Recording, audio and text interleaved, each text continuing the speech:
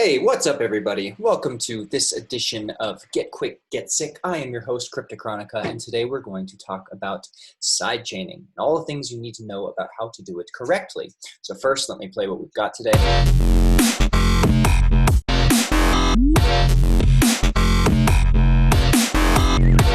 Cool, so we have a loop going on, and this loop would allow our kick and our snare to breathe and to be a lot louder and a lot more in your face, and that classic dubstep loudness that we all know and love so much more if we applied sidechaining to all of these bass sounds. So a couple things to know about sidechaining is it's useful in any genre. It doesn't have to just be dubstep or EDM, although we would associate really heavy sidechaining with those genres, but it works really nicely even in rock and roll. So sidechaining actually came to be because of the radio era when DJs and radio hosts would speak over the music. They would use a compressor to dip the music out of the way in the frequencies that their voices would sit so that they could speak over the music and not have to conflict with it, not have to compete with it for volume. So modern musicians have taken that technology and now we use it to sidechain from one instrument to another, most commonly with the kick and the snare to the basses. And we do this so that punch and that transient of the kick and the snare can really crack people in the face. People like loud music, people like modern music, and in order to do that, you have to make sure everything has its own space inside of the mix. So we're going to give our kick and our snare some space inside of this very heavy bass compilation, which is just all happening at one time. So a couple other things to know about sidechaining is there's lots of ways to do it. And we're going to go over quite a few of them, but I have heard from none other than Seth Drake himself, the guy who mixes and masters Bassnectar's music. He works for the NFL. He works for Gucci Mane. He works for all kinds of huge producers. He says that the Live 8 compressor is actually got a different compression algorithm than the newer 9 and 10 models. And he says the Live 8 compressor is a little bit cleaner and a little bit more transparent for sidechaining purposes. So we're going to be using that today. Go Google Live 8 compressor. You'll be able to download it. It's totally free and totally dope. So the way you want to sidechain is you want to make sure all the things that need to be sidechained are going to one sidechain. A, to save up CPU, because it can be an expensive process, or also in order to just kind of route everything neatly and elegantly to one single compressor. So a couple ways to do that. The great thing about Live 10 is that you can put groups within groups within groups within groups. So in this case, we're going to just group the entire thing that we need to sidechain and put the sidechain over the entire group and call that a sidechain group. Now, another way, just the same, that you could do is you could actually create a return channel and call this one sidechain. So we'll call that sidechain, and we're going to take out this delay. Now I could go and I could take this sidechain and I could have this be in a return channel and send this to sends only. So I'm routing anything in this group through sends only, and then I would send it to my only send, which is the sidechain send, which is another neat and elegant way to make sure everything is going to one location. So now I'll show you the wrong way first. Now the wrong way to do this is if I was going to just select sidechaining, go to kick, and then go to post effects, and now sidechain this directly to the kick. Now why this is the wrong way, when you're doing sidechaining, you want there to be little bits of like little holes in the fabric of the music that you're trying to sidechain, places for the kick and the snare to fit, almost like a yin-yang sign where the two wrap around each other. The bass and the kick never actually make contact. They're kind of wrapped around each other, and the kick is taking up the holes in the fabric of the bass that the sidechain would be dipping out. So what we want to do for that setting is make sure it's an infinite compression, absolute, where you're basically limiting here. So infinite to 1, and you want the fastest attack because we want to save and preserve this nice sharp transient. So in order to do that, we're going to need the compression, the sidechain compression, to come on immediately, or at least as fast as we can possibly make it. So we'll pull down, we'll make our attack the fastest thing that we can possibly do. We'll pull down our threshold all the way to the bottom. So that way we are getting absolute silence every time this happens. Now, look what happens when we do the sidechain. So I'm going to set up a resampling channel, and this is really kind of the trick to know about here so that you can visually get a reference as to what your sidechaining is doing. If I set this up here and we watch what is happening, if I just solo this, it's going through the sidechain. Here we go. Let's record and see what's going on. Cool. What we're seeing happening is this little click is that 1 millisecond that it takes the sidechain to activate. And so we're getting a little bit of a click there. And then we have this whole space that's happening where the kick would be. But why this way is problematic and compressing this way is problematic is you can see that this kind of whole area here from about here, that entire blue, blue outlined area has got a big space of silence, whereas we want the bass to kind of be coming out of the back of the kick. We want the tail of the kick's decay to be blending with the onset of the sub or the onset of the music. So we kind of want our sidechain to be bleeding through right here and the two are crossing over right there. But instead our bass isn't even full volume until this point in the grid. So we need to dial this in a bit more. The problem is the reason this is happening is because we have pulled our sidechain all the way down. So even these tiny little vibrations of kick information right here, this little bit of amplitude is holding down our sidechain compression. It's the threshold, it's crossing the threshold of our sidechain. So it's not going to release until after the kick is completely concluded. That's not exactly what we want. What we want is them to blend into each other in a yin-yang sign so that they're very, very faded one into the other. So how do we correct for this? Well, the trick that most people use is creating what is called a ghost click, where they will take a small noise, like a click sound, something that is only, a millimeter, I'm sorry, not a millimeter, a millisecond or so long, the length of a transient, so 15 to 35 milliseconds. Let's find ourselves a little click. That would be a lot better. Let's grab this click, and I'm going to throw this into our new MIDI channel here. And I'm going to just really kind of focus on the let's upgrade this to a sampler, upgraded. Oh shoot, this click is actually not mono. Well, we could make it a mono click. Let's do that. So I'm gonna grab this right here. I'm going to create a new MIDI channel. I'm gonna grab this, throw that down there, or I'm sorry, new audio channel. Let's grab a utility and reconvert this into a mono piece of information, because we want a mono click, and I should save this for next time. So set that up so it's mono, and now you little friend, I just want a single click sequence. So I'm just gonna go and do that. Now we're gonna freeze this down, create ourselves a mono click. Cool, and flatten. Look at that, that's a perfect little mono click. And you can see, so when I scroll over any area of the grid, you can see in the bottom left-hand corner in this part of the screen, the exact duration that your grid is being occupied, or that the highlighted area of the grid is being occupied. So I can see that if I scroll over this blue thing, I can see down here that this is only 3 milliseconds. So very, very, very short. And that's exactly the point. We want this to just trigger the sidechaining so quickly that we can dial in the amount of release time intentionally to make it fit perfectly with our kick. So now that we have our click, we should call this sidechain click, and let me save this to my user library so that I don't have to make this again. Yeah, we'll just save it like so. There we go. Yeah, right. Cool. Now that we have that, I'm going to put this into my sampler, make sure that we're just getting a little touch of it. Take off snap, that always annoys me. And now we can put in where our kicks and our snares are lining up, exactly our little click. And we're going to tell our sidechain to take the information from this. And then, well, let's just do one step at a time here. Getting ahead of myself like I tend to.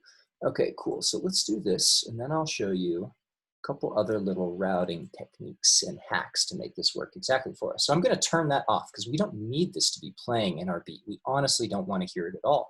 I'm going to call this sidechain ghost click, which is what people tend to call them. So it's a ghost click because you're not going to hear it, and it's like happening behind the scenes in a mysterious way to make sure that we are getting our sidechain perfectly dialed in. So now in our sidechain send that we have sent it to, and again, it could just be on the group as a whole. I just thought I'd show you this because it's kind of an interesting way that a lot of people don't think about sidechaining. I'm going to tell this to take info from our ghost click. And now I'm going to start recording, and I'm going to use this release to perfectly visually match this up with the shape, the inverted shape of my kick and my snare, which if I hover over this entire kick, the entire kick's length, again, if I look in the bottom left-hand corner over here, that entire kick's length is 134 milliseconds. We would probably want our bass fabric to be coming into existence, to begin to be perceived probably about here. So I would say, if we're looking at that, that's 97 milliseconds. So I'd imagine between about 90 and 120 is kind of where our sidechain is going to finalize itself. Now this snare is a little bit bigger, but let's look at that. 134 for the main body of the snare. This is kind of where, right here is where the body of the snare is beginning to decay. That's like the tail end of the snare. So kind of somewhere in this period of time is where we're going to want our bass to start to emerge from the tail of the snare. So that way we're still getting a really powerful, really sharp, loud transient that's uninterfered with by the bass fabric. Also note that because I've been doing this a decent amount of time, I've kind of set up my bass line to automatically have a sidechain in it where I'm leaving these spaces for where my snare is going to land.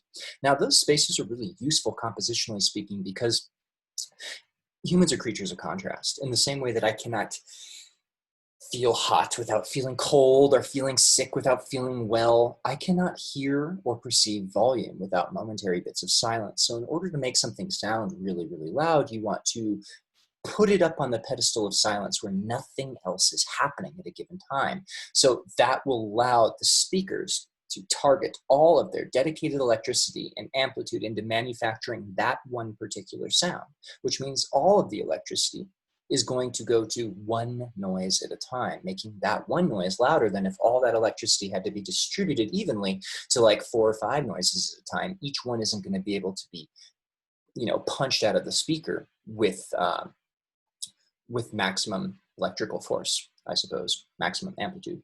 But let's disregard all of that right now. Just kind of focus on making sure our kick is punching through really, really nicely. And if we needed to, I could do this just for demonstration's sake, but not today, not today.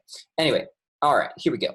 So I'm going to now make sure that we are setting up our sidechain. So I'm going to set up our resampling. Let's start to play it. And now I'm going to come to the sidechain itself. Oops, why aren't we hearing bass? Come on, bass. Oh, it's been sidechained completely out of existence because our sidechain is on for such a long period of release. So perfect. So I'm going to just set up just this little section here. And what we want to see happen is the kick. We want to occupy the little holes in the inverted space of the sub info or of this bass. So we're going to start to back this off. But first, let's record. You're going to watch this start to back up.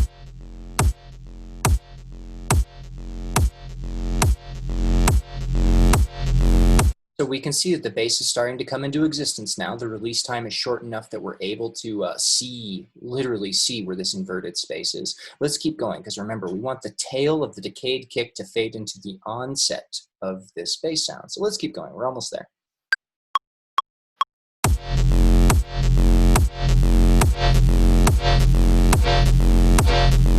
That is perfect. And honestly, I was completely off with my estimation a few minutes ago. 24 milliseconds is all we really need because the time, or actually maybe not, maybe a little bit more. Let's try it one more time. But essentially, we're seeing this overlap happen right here. Here's the kick happening uninterruptedly, and then the information of the bass is starting to come through, and they have been blended together in a way that the tail is meeting the onset. They're wrapped around each other. And if we actually mute, if we just solo the sidechain group, and we actually mute our kick, we'll see that hole. Cool, so that little hole is exactly where we would want our kick to fit. And that's how you kind of visualize where you want your sidechain to be, or where you want your holes in your music fabric to be for the sidechains. Let me just dial that in a touch more. I think 30 is a little bit closer to what we're looking for. Let's try that, because some of this stuff, it's not a problem if your sidechaining is landing completely in phase with your kick, but you do really want your kick to punch through. Same with your snare. You want that to punch through like in a vacuum so that it's much, much louder than it would be if it was trying to compete and fight its way up through all these layers of chords, leads, and your bass. Now, a couple of things that you never sidechain, or at least it sounds really whack when you do, is vocals. Sidechaining vocals sounds so strange. It's often kind of weird to sidechain drums to other drums too. So it can be cool if you're going to like have like like cymbals. If you're going to have that and you want to sidechain that to your main kick and snare so that they like duck out of the way and your main kick and snare are able to punch through a lot clearer, that's fine. But when you start sidechaining percussion or tom rolls or all that kind of stuff to your kick and snare, it sounds super weird. So I would avoid that. All right, let's check this out one more time. There we go. That is looking so good. So that kick is like occupying exactly that inverted space. Now, sometimes you don't want your whole signal to be sidechains. Say I want this to, let's just record this for a second.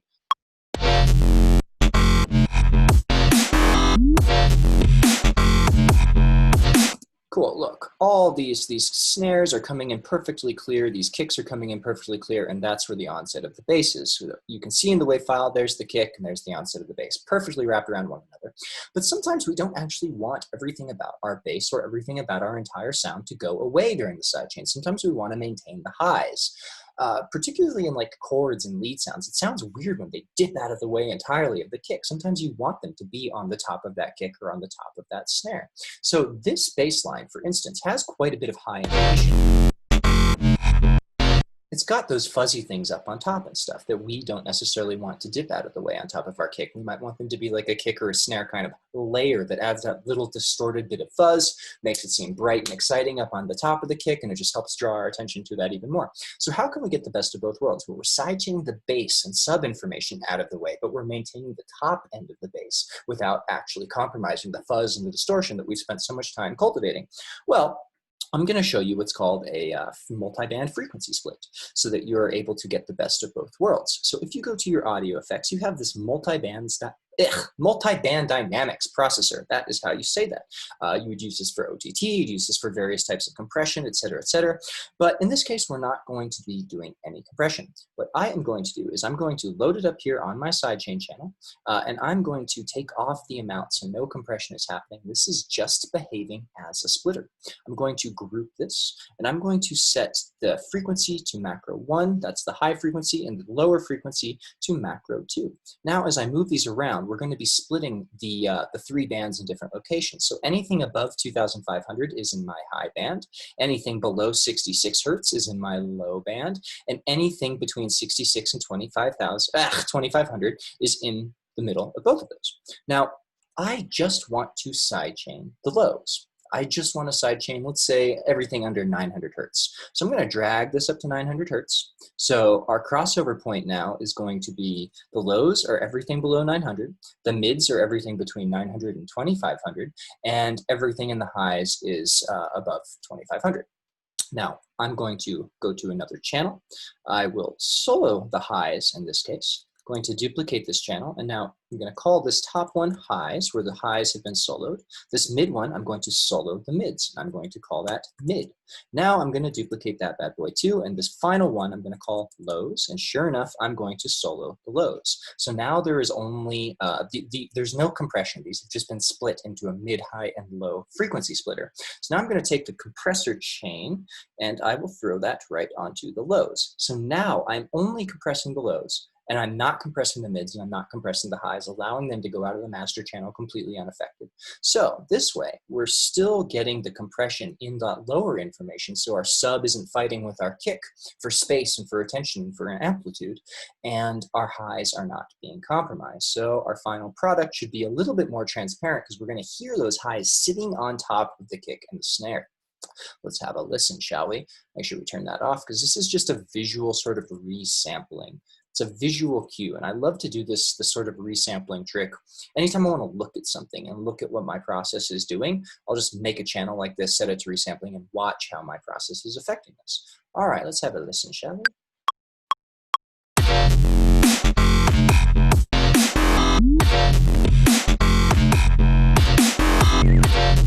Cool, yeah, all right, that sounds really good. It looks really decent. These spaces are very clearly delineated. Everything is having its turn. It's doing that call response checkerboarding pattern that we all know and love about dubstep.